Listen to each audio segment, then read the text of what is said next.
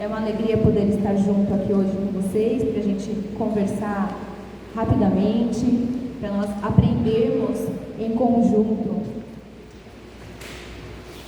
O ano que nós vamos falar nesse momento era 1181, lá no século XII. A cidade era Assis, lá na Itália. Numa ampla e confortável casa, Pica Bernardoni, que era esposa de Pietro Bernardoni, entrava em trabalho de parto, e num trabalho de parto muito demorado.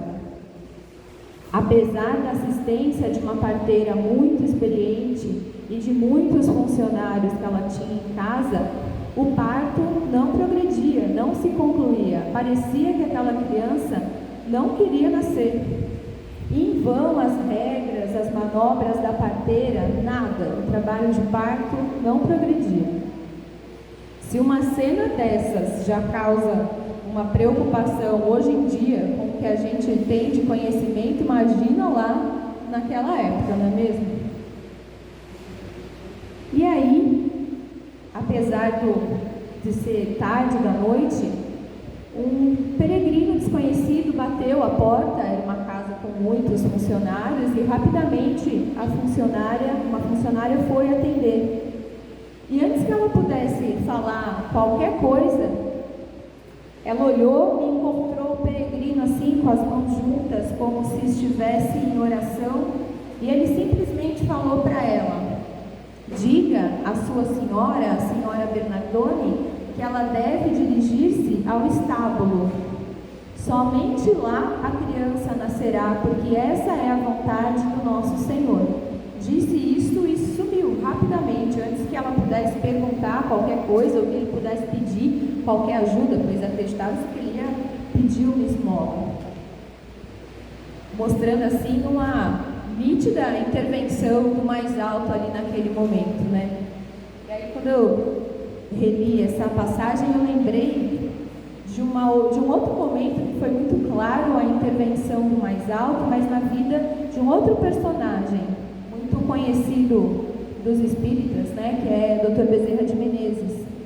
Conta-se que quando ele estava na faculdade no Rio de Janeiro, lá em 1860 mais ou menos, ele estava numa situação de endividamento. Ele precisava de 50 mil réis, a moeda da época, para custear despesas da faculdade, despesas do aluguel, e ele já estava com ordem de despejo decretada. E conta, né, nos lindos casos de Bezerra de Menezes, que foi uma das raras vezes em que Bezerra se desesperou na vida. Mas ele era um homem de muita fé, ele orou, pediu ajuda ao mais alto, e aí, poucos dias depois, ele estava em casa, ou alguém bateu na porta, e quando ele atendeu, era um jovem muito bem vestido, com aparência de ser muito bem educado, que estava pedindo a ele o auxílio com aulas particulares de matemática. Dr. Bezerra dava aulas particulares para ajudar a custear os gastos da faculdade na época. E só que ele não dava aula de matemática, ele detestava a matemática, dizia que era a matéria que ele mais tinha dificuldade. E aí ele negou, e o jovem insistiu, dizendo que tinha com ele 50 mil réis, que ele estava pronto a pagar de maneira antecipada pelas aulas. E aí ele titubeou, acabou aceitando, pegou o dinheiro, pagou suas dívidas, correu para a Biblioteca Nacional do Rio de Janeiro para se preparar para as aulas. Porém, no dia marcado, na hora marcada, no horário marcado, o jovem nunca apareceu. Ou seja, se alguém bater na nossa porta, já sabe, né? Correr para abrir, né? Mas, brincadeiras à parte, né? Voltando à nossa história, a mensagem foi rapidamente levada para a senhora Bernardoni, que não duvidou em nenhum momento. Em nenhum momento ela hesitou em falar: que mensagem estranha, essa pessoa que eu nunca vi. A regra foi clara para ela, foi todos para o estábulo. E aí, instantes depois, sob a palha do estábulo, sob a luz de algumas velas, o bebê finalmente nascia e recebeu, no primeiro momento, o nome de João, ou Giovanni, em homenagem a São João Batista. Mas depois, quando o pai, Pietro Bernardoni, voltou doutor e estava em viagem de negócios na França, ele decidiu dar o nome então de Francisco ou Francesco. E aí nós então conhecemos Francisco de Assis, né? A história de Francisco de Assis me atrai muito desde criança, né? Mas na época, acho que o único contato mais perto que eu podia ter com a história de São Francisco era através da oração de São Francisco, que eu tenho certeza que toca o coração também de muitos de vocês, né? E o nascimento no estábulo, ele era um prenúncio de que os caminhos que aquela criança seguiria eram diferentes daqueles imaginados ou desejados pelos seus genitores, principalmente pelo seu pai, que era um rico comerciante de tecidos e desejava que o filho continuasse o seu legado. Francisco foi um jovem comum e viveu como tal, entre festas, sonhos de juventude, poesias lá no século XII, né? Talvez ele tenha sido um dos jovens ricos mais famosos da sua cidade, até a casa aí dos seus 20 anos, quando algo ali dentro dele começou a mudar e ele já não encontrava mais a paz que encontrava antes. Ele queria ser grande, e assim ele foi, mas por um caminho inesperado, né? Em termos físicos, Francisco pertencia à linhagem dos Bernardoni, né? Porque a lei da hereditariedade é um fato consumado aí no mundo da biologia que não pode ser mudado. Então, ele herdara alguma das reações condicionadas nas profundezas da consciência do pai, fazendo com que os genes dele se estruturassem em emoções profundas, que se originaram de outras encarnações dele, né? E que geravam um certo desequilíbrio que só o tempo se encarregaria da devida limpeza espiritual. Mas no campo do espírito, Francisco era ele mesmo, um espírito altamente evoluído, um espírito livre, um espírito puro. E segundo conta Miramês, no livro Francisco de Assis, um livro psicografado por João Nunes Maia, ele era a reencarnação de João Evangelista. Aliás, se alguém quiser se aprofundar um pouco mais na história de Francisco, é um livro apaixonante, é um livro muito bonito de ser lido. Então, de certo modo, a hereditariedade negativa, entre aspas, né, que ele herdou, serviu para despertar a gigantesca força positiva que ele tinha dentro dele, que ele trazia consigo na sua alma. A elevação do espírito domina as condições inferiores e as transforma em valores, de modo a harmonizar os nossos próprios caminhos, né? Como disse Pedro na sua primeira epístola, o amor cobre a multidão de pecados. Francisco não nasceu santo e nunca quis sê-lo.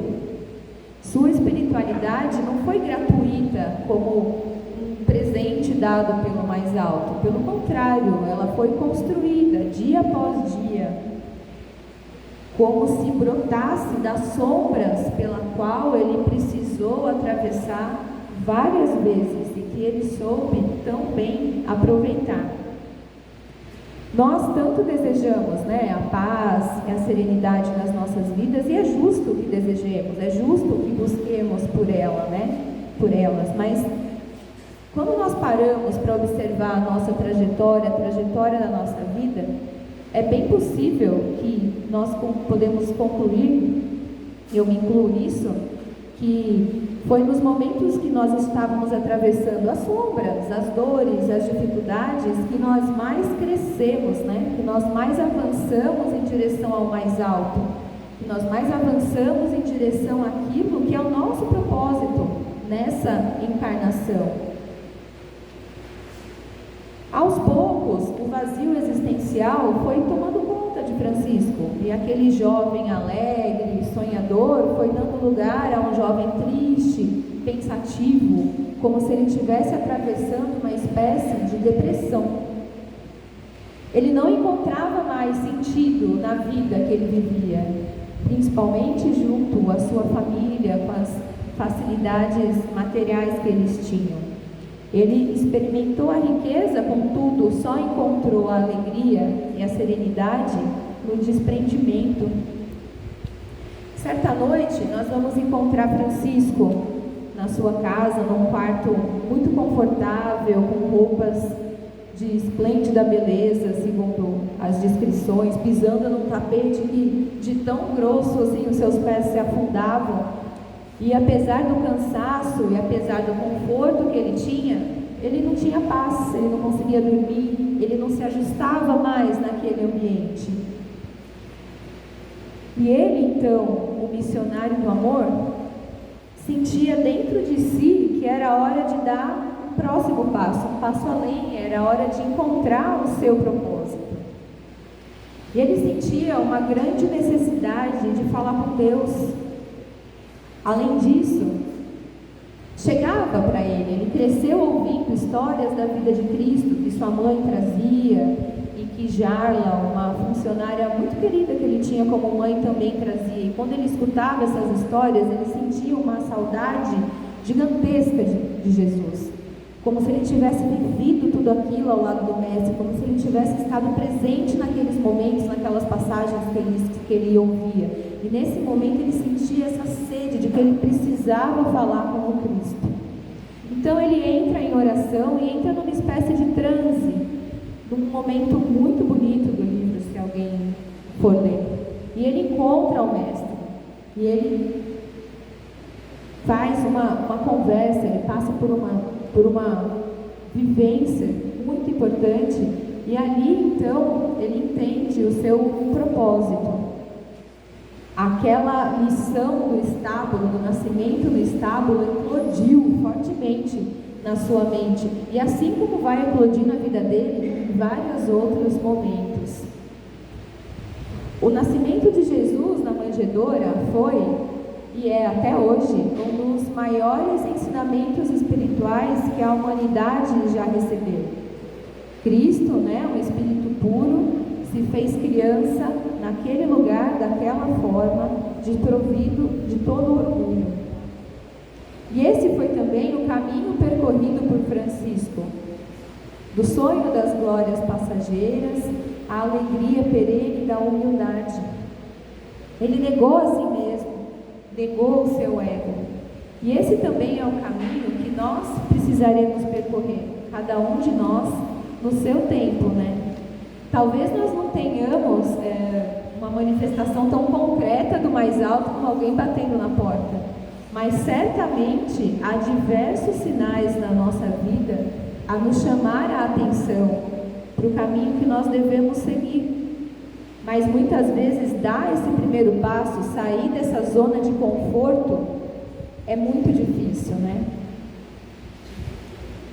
Mas nós também teremos que fazer a visita ao nosso estábulo. Talvez a irmã Dor, como São Francisco dizia, nos chame a essa visita. E talvez nesse momento nós conheçamos a nossa humanidade, através de conhecer os nossos limites, as nossas fragilidades, as ilusões do nosso orgulho, talvez, Francisco de Assis visitou o seu estábulo inúmeras vezes e soube aproveitar cada uma dessas vezes muito bem. No entanto, isso não foi para ele um motivo de tristeza. Muito pelo contrário, ele foi somando a descoberta de cada uma dessas vivências, da descoberta da sua pobreza humana, como ele mesmo descrevia, para construir o homem que o mundo veio admirar e admira até hoje, Leve, fraterno, amoroso. Então, nesse momento que ele traz a gente um convite, de que nós procuremos visitar dentro de nós e encontrar esse Francisco que habita em cada um de nós, para que nós possamos fazer então o nosso movimento em direção à busca da nossa essência e do nosso propósito.